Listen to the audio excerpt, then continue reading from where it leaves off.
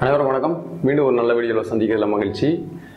இன்றைக்கி நம்ம வீட்டில் இருக்கிற காலங்களில் எது இன்க்ரீஸ் ஆகிருக்கோ இல்லையோ நம்முடைய ஸ்க்ரீன் டைம் இன்க்ரீஸ் ஆகிருக்கு. இதனால் நம்முடைய கண்கள், நம்முடைய உளவியல் சார்ந்த பிரச்சனைகள், நம்முடைய மூளை சார்ந்த பிரச்சனைகள் நிறைய உருவாகிறதுக்கு முக்கிய காரணமாக இருக்குது. சரி, இந்த வீடியோவில் ஸ்க்ரீன் டைம்னா என்ன, அதனால் என்ன பாதிப்புகள் ஏற்பட போகுது, அதை எப்படி ஸ்டெப் பை ஸ்டெப்பாக நம்ம ரெடியூஸ் பண்ணுறது அப்படிங்கிறது தான் இந்த வீடியோவில் நம்ம பார்க்க போகிறோம். வாங்க வீடியோக்குள்ளே போவோம். இப்போ நிறைய நேரம் நம்ம டிவி பார்க்குறோம், நிறைய நேரம் லேப்டாப் கம்ப்யூட்டரில் சர்ஃப் பண்ணுறோம், நிறைய நேரம் மொபைலில் வாட்ஸ்அப் இல்லை நிறைய சோசியல் மீடியாவில் நம்ம டைம் ஸ்பெண்ட் பண்ணுறோம். இதைத்தான் இந்த ஸ்க்ரீன் டைம் அப்படின்னு சொல்கிறோம். இது ரொம்ப அதிகமாக நம்மளுக்கு மன உளைச்சல் ஃபஸ்ட்டு ஏற்படும். ரெண்டாவது, கண்கள், நரம்புகள் அதிக அளவில் பாதிக்கப்படுது, மூளை சார்ந்த நரம்புகளும் நிறைய பாதிக்கப்படுது அப்படின்னு நிறைய அறிஞர்கள் சொல்லியிருக்காங்க. இப்போ இதை எப்படி சார் நம்ம கண்ட்ரோல் பண்ணுறது அப்படின்னா, இந்த வீடியோவில் ஒரு அருமையான ஒரு பயிற்சி, 1 நிமிடம் செய்யக்கூடிய ஒரு பயிற்சி. இந்த பயிற்சியை நம்ம இப்போ பார்க்குறோம். இந்த பயிற்சி என்ன பண்ணும் அப்படின்னா, உங்களுடைய ஸ்க்ரீன் ஆக்டிவிட்டியை பிரேக் பண்ணிவிட்டு, இல்லை நார்மல் எனி ஆக்டிவிட்டியை பிரேக் பண்ணிவிட்டு 1 நிமிஷம் உங்கள் கண்களையே கவனிக்கக்கூடிய ஒரு பயிற்சி.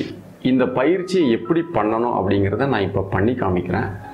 நீங்கள் இதை நல்லா வாட்ச் பண்ணிக்கோங்க, இல்லை நீங்களே இப்போ இதை நீங்கள் ப்ராக்டிஸ் பண்ணலாம். என்ன பண்ணணும் அப்படின்னா, இது ஐ ஃபார்மிங் அப்படிங்கிற ஒரு பேர் கொண்ட பயிற்சி.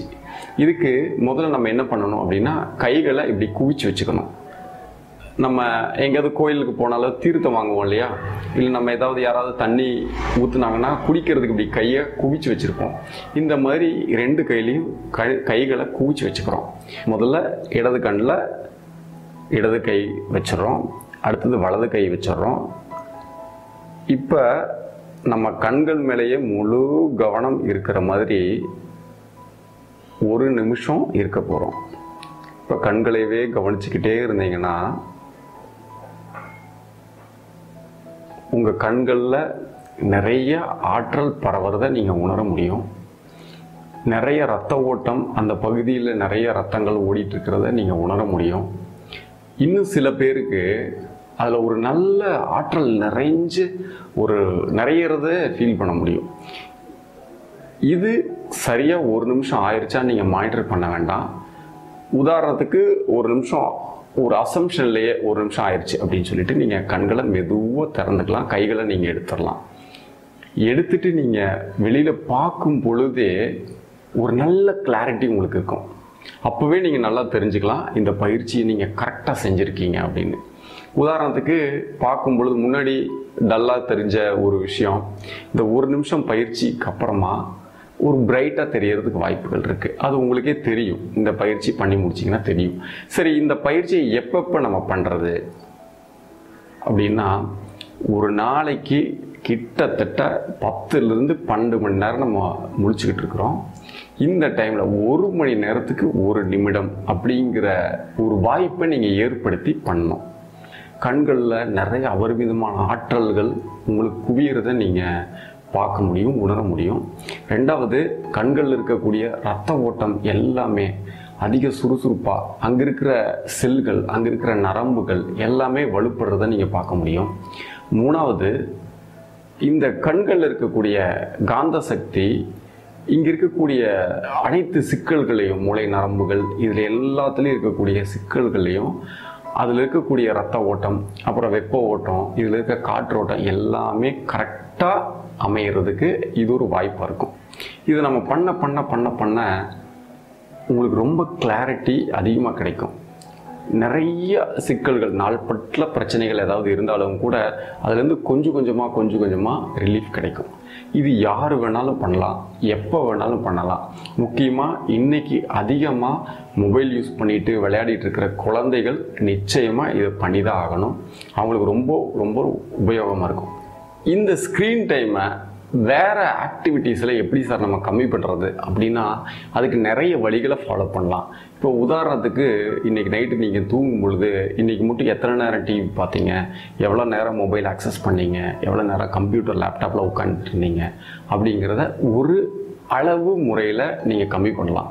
இப்போ இன்றைக்கி 5 மணி நேரம் இல்லை 6 மணி நேரம் அந்த ஸ்க்ரீன் டைம் உங்களுக்கு இருக்குது அப்படின்னு நீங்கள் ஃபீல் பண்ணிங்கன்னா எது தேவையான விஷயங்கள் நம்ம பண்ணோம், எது தேவையில்லாத விஷயங்கள் நம்ம பண்ணியிருக்கோம் அப்படிங்கிறது நீங்கள் பார்த்து அடுத்த நாள் அதை 4 மணி நேரமாக குறைக்க முடியும், 3 மணி நேரமாக குறைக்க முடியும், ஏன் நீங்கள் 2 மணி நேரமாகவும் குறைக்க முடியும்.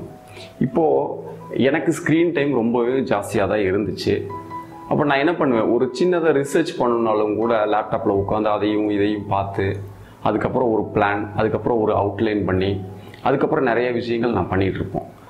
இப்போ நான் அதை எப்படி மாற்றிக்கிட்டேன் அப்படின்னா, ஃபஸ்ட்டு பிளான் அவுட்லைன் எல்லாத்தையும் கிளியராக வரைஞ்சிட்டு தேவைப்பட்டுச்சுன்னா ஒரு ரிசர்ச், தேவைப்பட்டுச்சுன்னா ஒரு எடிட்டிங், தேவைப்பட்டுச்சுன்னா அந்த இமெயில் அனுப்புறது அப்படிங்கிற விஷயத்துக்கு நான் மாறினதுக்கப்புறம் என்னுடைய ஸ்க்ரீன் டைம் ஆக்டிவிட்டி கிட்டத்தட்ட 70லேருந்து 75% முழுமையாக குறைஞ்சிருக்கு. 1 மணி நேரம்னா 1 மணி நேரம், இந்த 1 மணி நேரம் மட்டும்தான் நான் வாட்ஸ்அப் யூஸ் பண்ணுவேன் அப்படிங்கிற ஒரு நிலைக்கு நீங்களே ஒரு டைம் டேபிள் மாதிரி போட்டு வச்சுக்கலாம், பிளானர் செட் பண்ணி வச்சுக்கலாம்.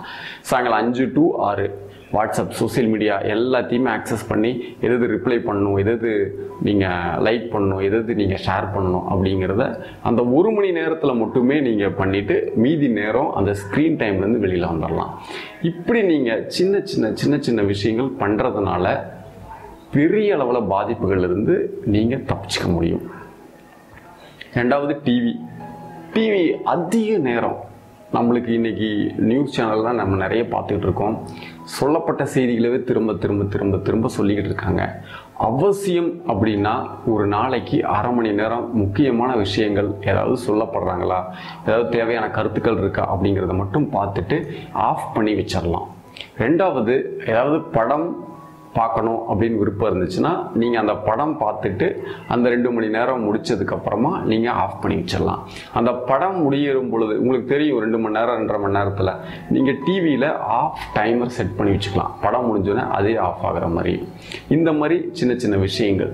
அடுத்தது லேப்டாப் கம்ப்யூட்டர். இந்த லேப்டாப் கம்ப்யூட்டரில் நான் உங்களுக்கு முன்னாடியே சொன்ன மாதிரி எது தேவை, என்ன வேலை செய்ய போகிறோம், அது அந்த லேப்டாப் கம்ப்யூட்டர் இல்லாமல் என்னெல்லாம் நம்ம பிளான் பண்ண முடியும்னு கிளியராக ஒரு பிளான் பண்ணிவிட்டு ஒரு நோட் புக்லேயோ ஒரு பழைய டைரியை எடுத்து அதில் க்ளீனாக நீங்கள் பிளான் பண்ணிவிட்டு இந்த ஆக்டிவிட்டியை நம்ம செய்ய போகிறோம் அப்படின்னு நீங்கள் முடிவு பண்ணி நீங்கள் பண்ணும் பொழுது 1 மணி நேரத்தில் செய்யக்கூடிய வேலை அதிகபட்சமாக 20லேருந்து 25 நிமிஷத்தில் நீங்கள் பண்ணி முடிச்சிடலாம். இது நான் ஃபாலோ பண்ணிகிட்ருக்கிற ஒரு சின்ன ட்ரிக்.